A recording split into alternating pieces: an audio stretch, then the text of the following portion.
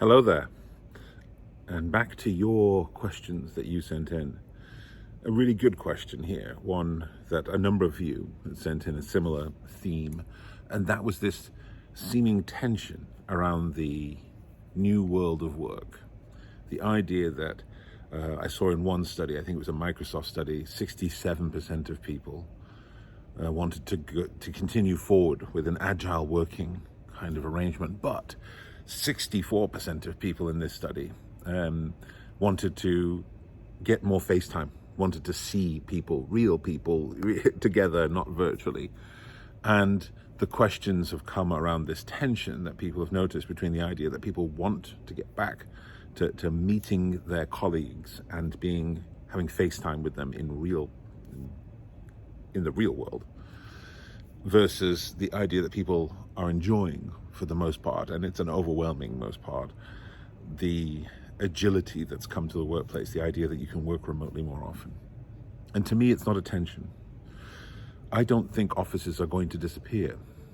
A number of our clients, big FTSE companies, are making plans to get rid of a quarter, sometimes even more, of their central office space so that they can create more localized working, so that people perhaps don't have to live in and around, clustered around major cities and commute in at great cost in terms of time, expense, energy, and everything else.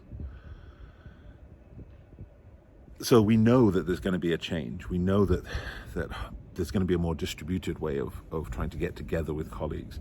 But we do know that seeing each other, especially after this long period of being forced not to, is really appealing. I want to meet up with colleagues. I want to meet up with my colleagues and spend more time with them. And I think what we have to understand is that if you're serious about that as a workplace, then you're going to have to allow agile working and not just allow it, facilitate it with technology, as in chairs at home, sit-stand desks at home, stipends or payment for high-speed internet, this type of thing. That's going to have to happen. And you're also going to have to rethink the purpose of your office. We did a poll in the before times. We did a poll and we asked people in workplaces, what's the leaders, managers in workplaces, what's the purpose of the office?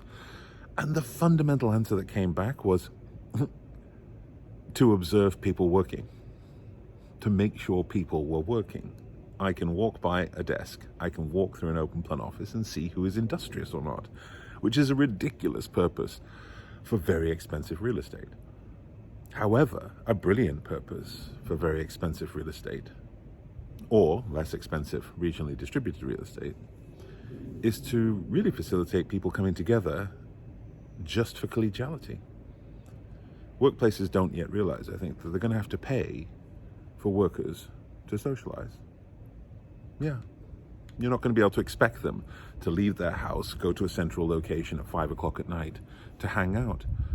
We're going to have to pay for workers to get to know each other and to socialize and to build bonds of collegiality and friendship. We're going to have to pay to help colleagues, workers, really understand, and leaders really understand how to lead collaboration. Because all that talk about the workplaces for collaboration, if you really observe what people call collaboration, it was very often a senior person pontificating with a whiteboard marker in their hand. That's not collaboration. The new world, the new way of working, will require us to balance this need for human contact, and that it might shift from just being sitting next to each other with our headphones on, ignoring each other, to something that's actually a bit more purposeful, about building bonds of connectiveness that really make a difference through times of disruption. This is going to require a new kind of leader, a qualitatively better type of leader. I hope people realize that.